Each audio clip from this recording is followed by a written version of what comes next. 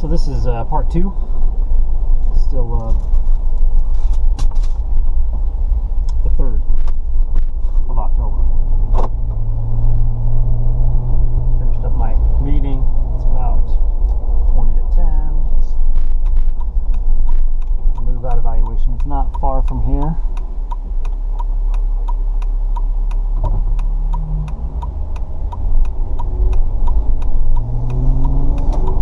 So what I was getting into was kind of hitting a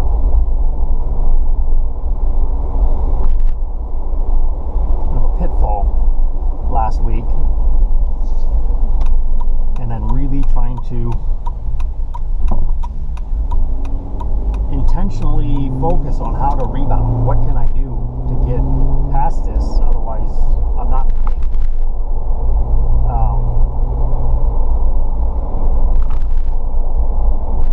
How can I continue to move forward? What's going on with this business plan feasibility? What can I do? What should I do? Should I back out? Should I try another project? I really needed to pull back and just assess everything from a wider perspective and see what we can do. We're still got all this, well, not so much right now, because we just had the largest mass shooting in U.S. history yesterday, so everybody's focus is on that, but up until that, everybody was focused on the flag and football players and professional athletes kneeling during the anthem, and pretty much a country divided. And it was part of what brought me down. Like, there's just, how can you inspire someone to see something deeper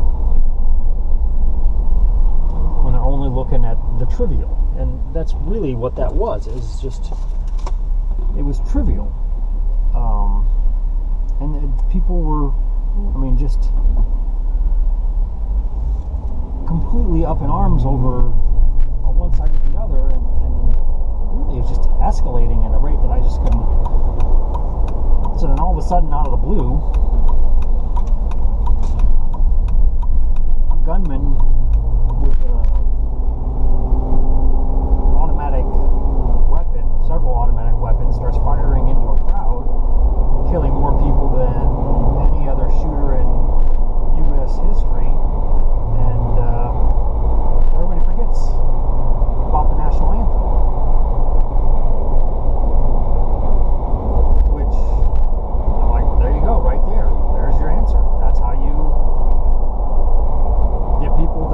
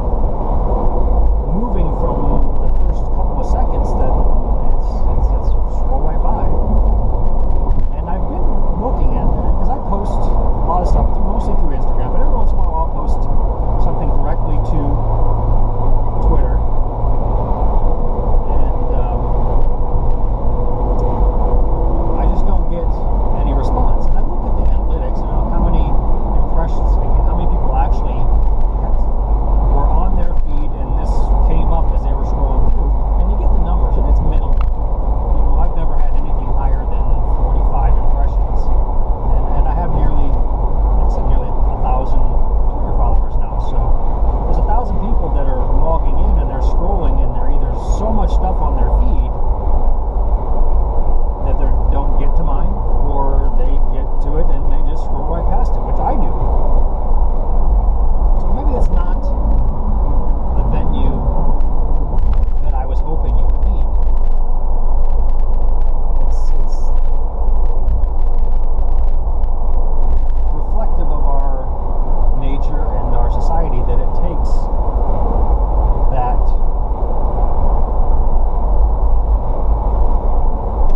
unusually powerful circumstance to draw somebody's attention. Like a gunman shooting 50 people or killing 50 people, shot more than that, and then taking his own life. I mean, that's all that's been in the news for the last 24 hours, 36 hours.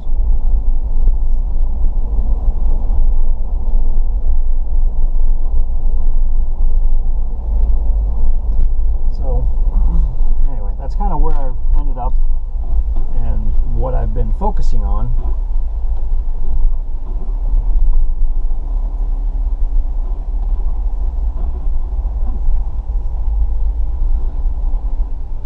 And what I've come down to is like, all right, well, what next? So I, revert back to the business idea. What can I do about the business to get something going? And, which way do I take that? What steps do I take? And it all, like I said, kind of created this revelation over the weekend. And it was me engaging in multiple things that I enjoy doing to kind of see that. It gave me context. It gave me the variety of things. So, stripping down the Jeep and just driving around with the top off and feeling the wind and feeling the sunshine, that had an effect on me.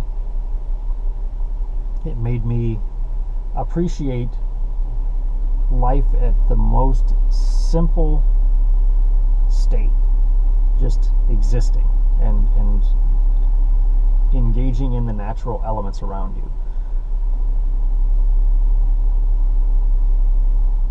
I've been exercising and I've kind of changed my whole routine. I was all about for a while, and I go through phases up and down. I always have. This phase that I feel like I just left because I don't feel like I'm even in tune with it anymore was, heavy lifting. It was pushing those limits, building strength, and gaining those grounds. And I've kind of drifted away from it now, and I just want to be physically active. I just want to do something. I want to continue to be strong. I want to be able to continue to control my body, but it's not, I'm not trying to break personal records on bench press and curls and numbers of sets and numbers of reps, and I've just got bored with it, and I feel better because I'm just going out, instead of doing heavy weights one muscle group one day, taking the day off, or going to another muscle group, or doing cardio the next day, and then trying to space it out to recover and break down and rebuild and all that. I'm just going out every day and finding a mid-range weight and doing one set, maybe two sets, and just doing a little bit of everything all at the same time. I'm still hitting the bag every day to make sure my hands are solid or strong, my wrists are strong and solid. The skin on my hands is, it's still keeping that conditioning up. And it's just doing push-ups and sit-ups and pull-ups and grabbing the curl bar and doing some curls and trying to do handstands and headstands and working on my balance and my stretching, my flexibility. But doing it every day, but less intense, and I feel better right now than I have in a while. And it doesn't take me as long. It's easy, and I feel like I feel satisfied. I feel content when I'm done. And there was a variety of things that I had been researching, and I was able to do a little bit more on those. As far as opening up a different restaurant, a different concept, something stripped down, which is kind of what this whole thing started off about. And that's what I talked about last week. Is this originally started off with me saying, well, I have this much money, and with this much money I could get a location. If it doesn't have a kitchen in it, I can put a kitchen in it, and I can just open up and just start serving people and do this. And there's a variety of ways to market and present it to make it successful, and that can be molded to whatever location that I decide to go into. I can cater a menu specifically to a location and the potential clientele.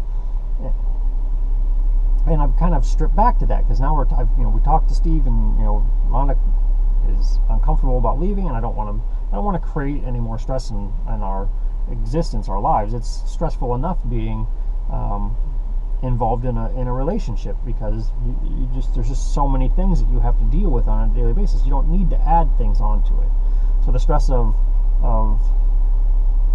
having a job and collecting your salary and paying your bills and being able to enjoy life, it's just extra things that we don't need if we both go all in. And I don't know, I just, there's some days I see it that it's worth it, and some days that I just don't see that it's worth it. And I'm definitely assessing the risk now and feeling like it's just not worth it to put that much risk. So I'm thinking about this stripped down restaurant idea, which I have a couple spots in mind. I think it could work. I started pricing some used equipment and what it would take to just to get up and running. What can I get by with on a minimum? And I was in developing this kitchen for this Fox concept. I was like, I'm going to need this, I'm going to need this, I'm going to need this, I'm going to need this, I'm going to need all these things, because what I want to do, I need the flexibility from a culinary standpoint to be able to make and create all these things. This other concept, this stripped down version, I don't need as much, and I definitely don't need the amount of equipment, the size of the equipment. I don't need all these extra bells and whistles to make it successful. So and there's a lot less at risk. There's a lot more flexibility. So I'm definitely looking into that. I'm pursuing it, and I just kind of looked at that over the weekend. I played a couple games of chess over the weekend, which I hadn't really been able to do on a consistent basis, which made me feel good. I got into my workshop, and I spun a wand, which I haven't done in months, and that made me feel good. I got to do a creative dinner on Saturday, which I really enjoyed. We went to a place that we'd never been to on Saturday afternoon, which was nice. We'd never done before. Went to another new place on Sunday and got to experience a grand opening of a restaurant, which is always exciting, whether you're on either side. It's the creation of something new and seeing it actually step up and become operational. That's, to me, that's extremely exciting. And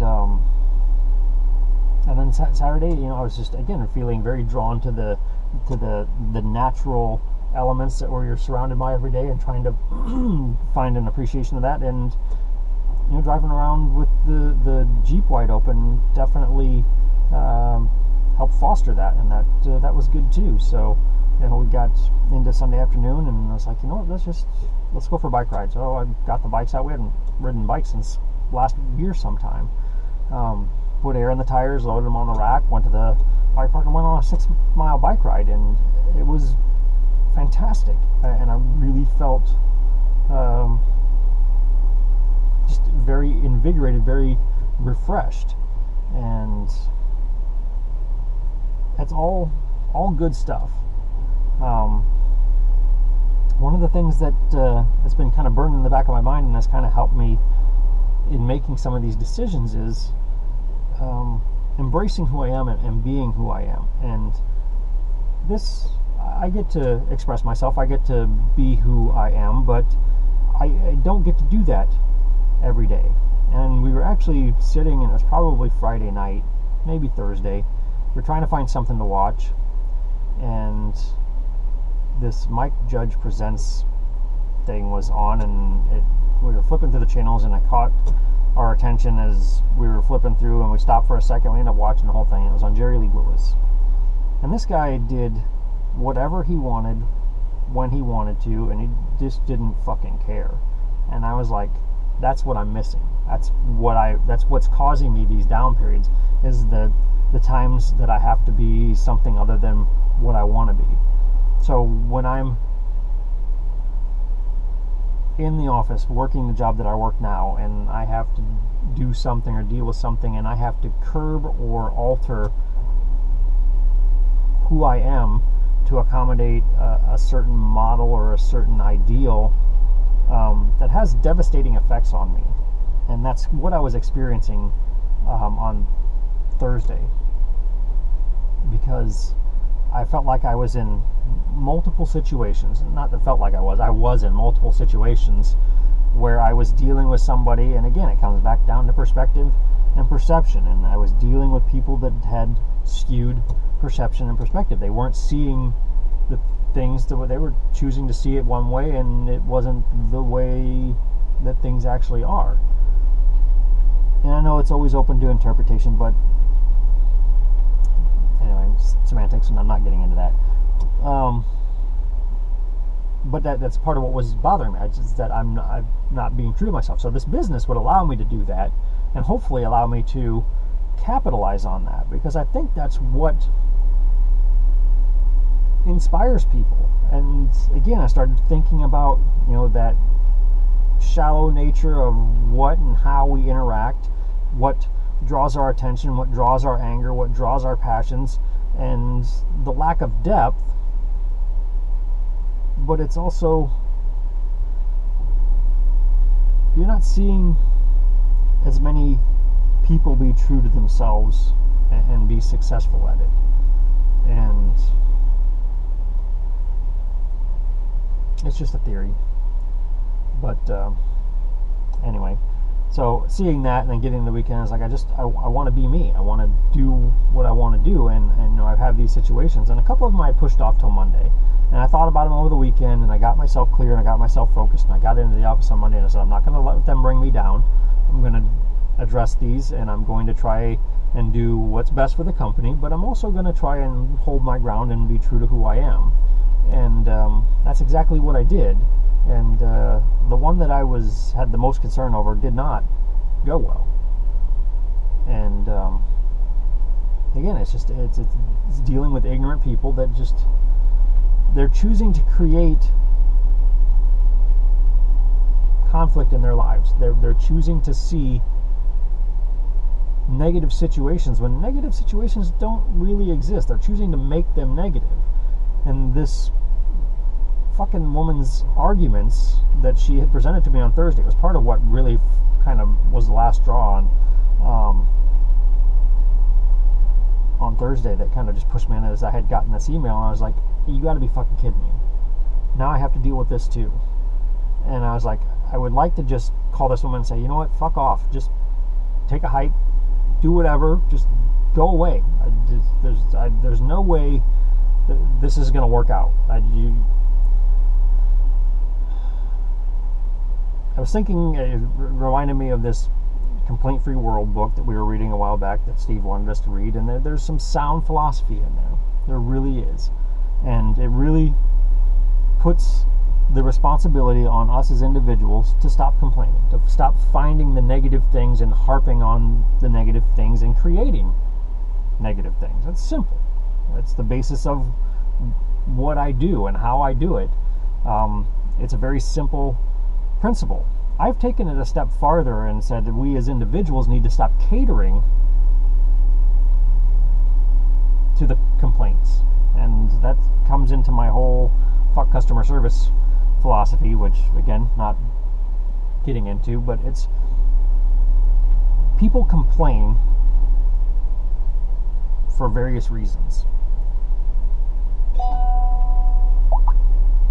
The more they complain, the more they generate things in their life to complain about. The more we cater to people that complain, the more we support that. It's like a child having a temper tantrum. The more you give into it, the more they realize, hey, all I have to do is have a temper tantrum and I can get what I want. It's exactly the same thing. So this is a two-part system here. This guy wrote this book about stop complaining and the world will be a better place because everybody will catch on, everybody will stop complaining, there will be less negative energy, less negative circumstances and situations created in the world for people to complain about. Well, the other side of that is some people can't see that. They're blind to that. So it's going to take this kind of tough love approach to people complaining and just not give in.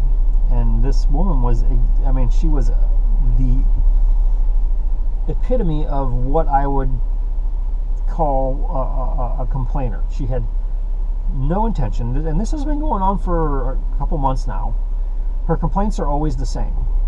And every time she brings it up, one or the other or another one or adds another one in, and it's been addressed and talked about, which basically a resolution has been come to, it's done, drop it. Well, she just keeps going back to that. And we all have that tendency, that capacity. I do it all the time. I get a bad circumstance, a bad situation, and all of a sudden I lose my temper and I'm enraged.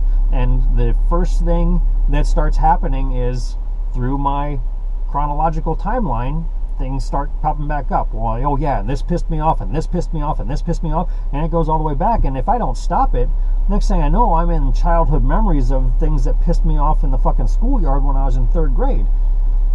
How is that helping me move forward? It's not. And there's people that are perpetually stuck in this cycle. And this woman was, I mean, it was exactly that. And I've never spoken to her on the phone. So I have no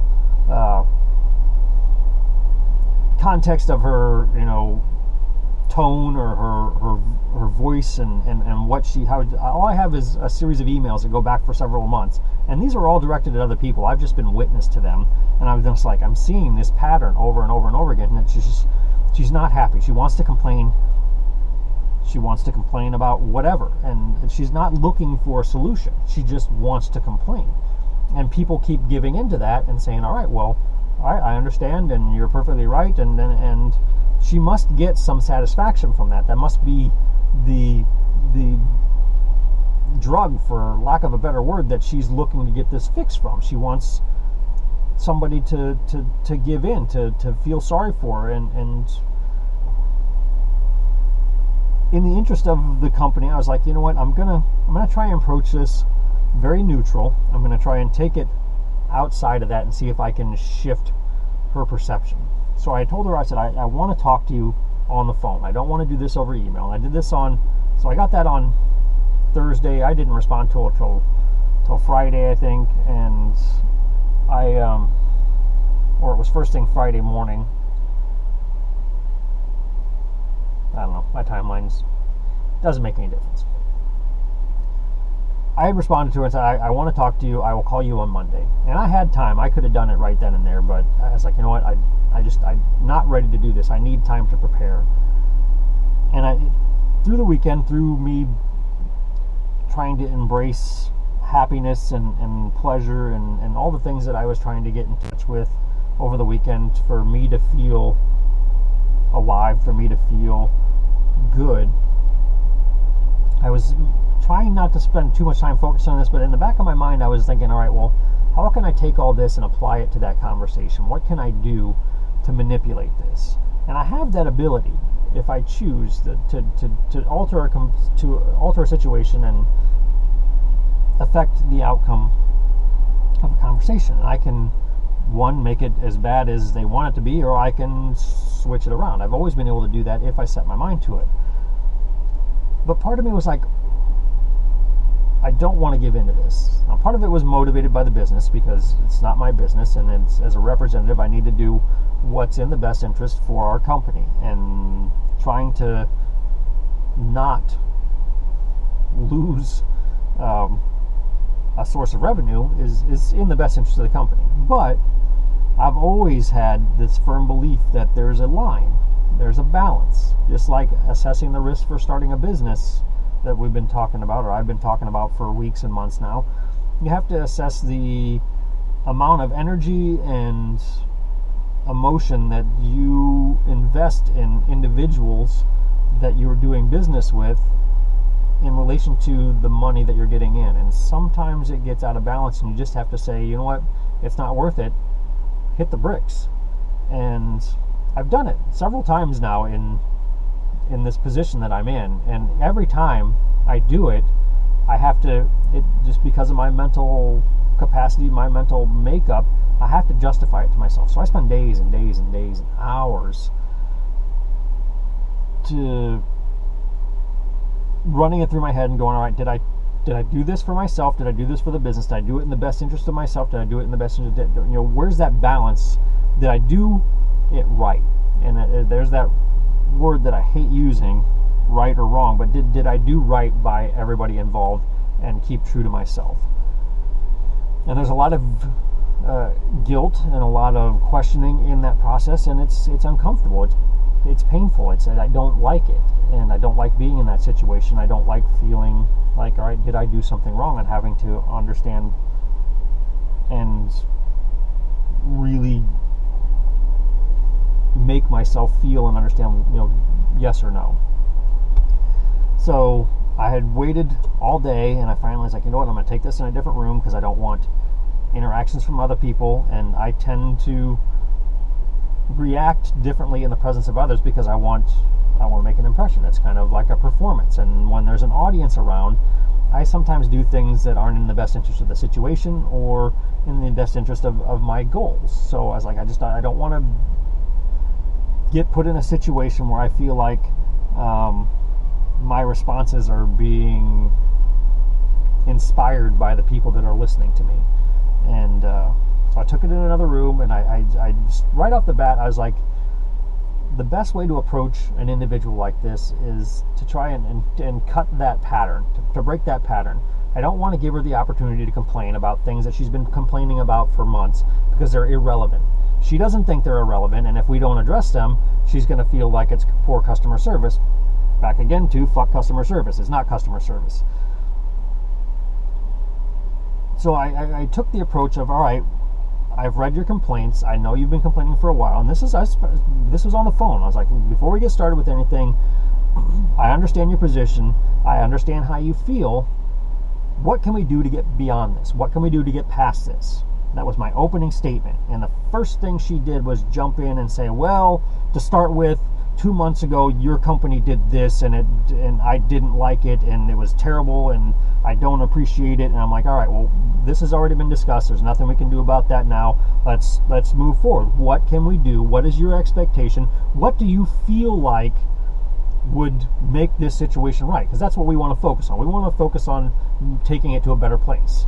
And again, it just went, and I let her go. I let her ramble, and she went on for like 5-10 minutes about where you didn't do this, and I expected you to do this, and you didn't do this, and you should have done this, and then my assumption was your company would handle things this way, and then this person did this, when I asked them to do this, and I was told this, and then and it just went on and on and on.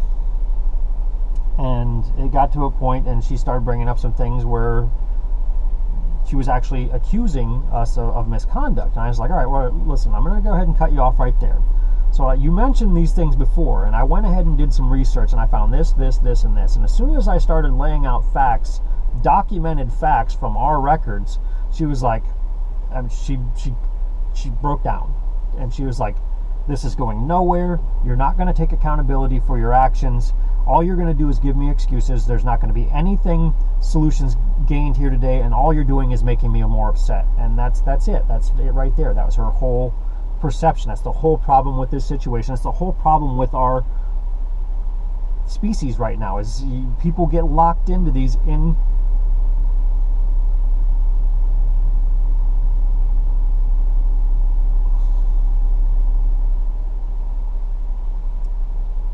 lost my whole train of thought. Bam! Just people get locked into these insignificant concepts, these ideas, and they harp on them and dwell on them and dwell on them and dwell on them, like kneeling during the national anthem. It really doesn't have any impact. And it really hit me when I was driving around this weekend, especially yesterday, driving around with the top and the doors off and feeling the wind on my skin and the sun on my face. I was like, I am alive. I am breathing. My senses are on fire, and this is living.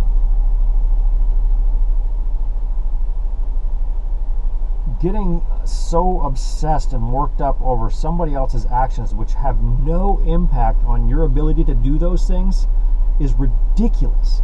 And that is where we're at. And people are ready to fight about that. And the bad thing is, I'm ready to fight too, because I'm the same way. I mean, it immediately becomes a physical reaction for me. And I'm like, let's just fucking duke it out. Let's go.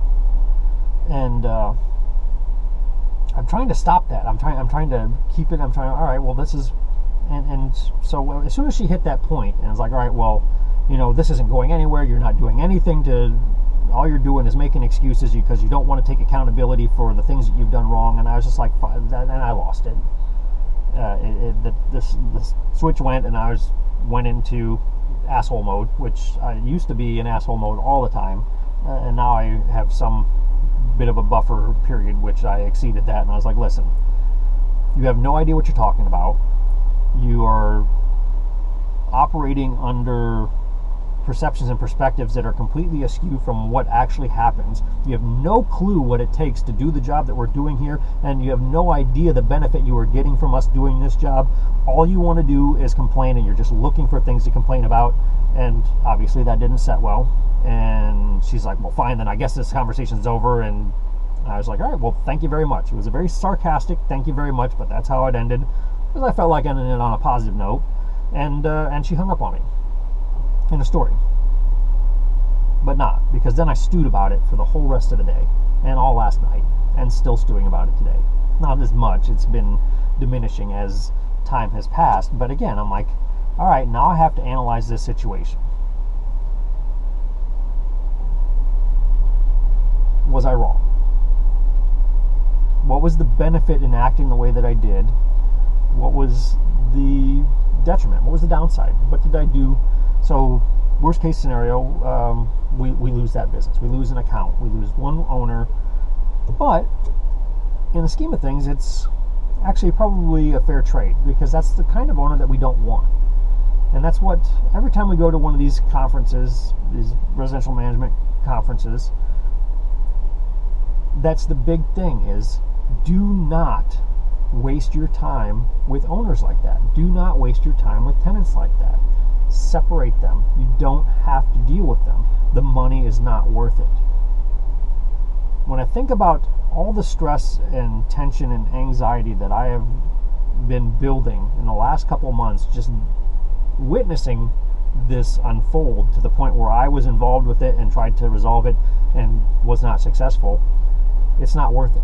It's not, because it disrupts the office, because then I'm upset, and when I'm upset, everybody around me can feel. And it doesn't matter who's in the office. If you come in and you're upset, people can feel that.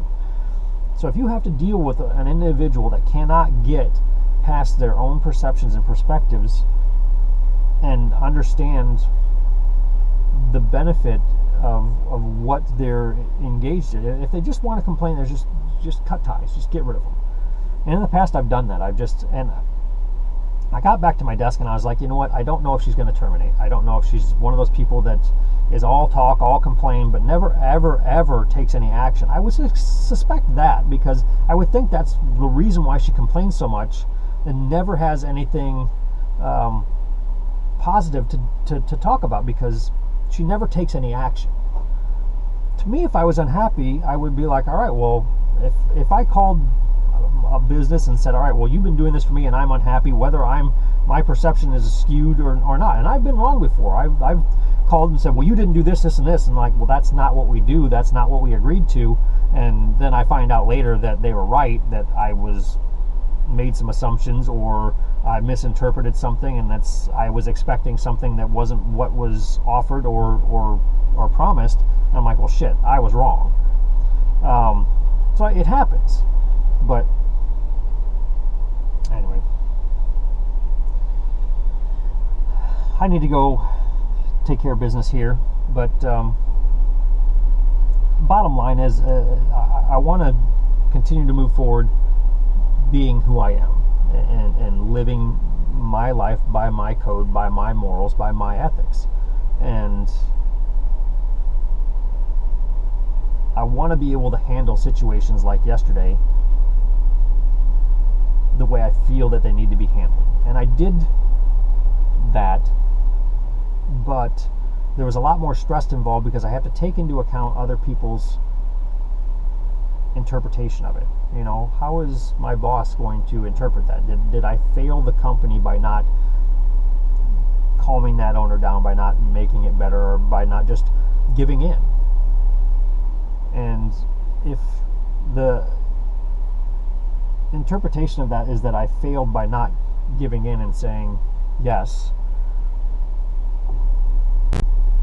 that may benefit the company, but am I benefiting society? Am I benefiting humanity as a whole by buying in and giving into ridiculous complaints? And these were ridiculous. I mean, they really were unfounded. It was childish. It was very immature. It was just somebody that had a mindset that they were being wronged and just felt like they needed to have their tantrum, and never at any point did they seek a solution or want a solution. They just wanted to complain about it for the sake of complaining.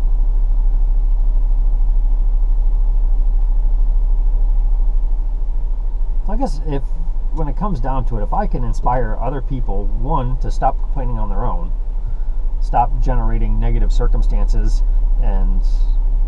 or manifesting these illusions of negative circumstances that they feel that they need to vent about, if I can stop that and stop people from giving in to them when it happens. So when the customer walks up to the counter and says, you know, my food is cold, or my French fries aren't crispy enough, or my bacon's not burnt enough, or whatever, it doesn't make any difference. Anytime somebody complains about something that isn't actually looking for a solution, then there should be no giving in. There should be no, all right, you win. I don't care what the circumstance is and what your business is. It is absolutely important for us to continue that we stop this cycle of one, complaining, and two, fostering that. And the more these negative situations come up and they're not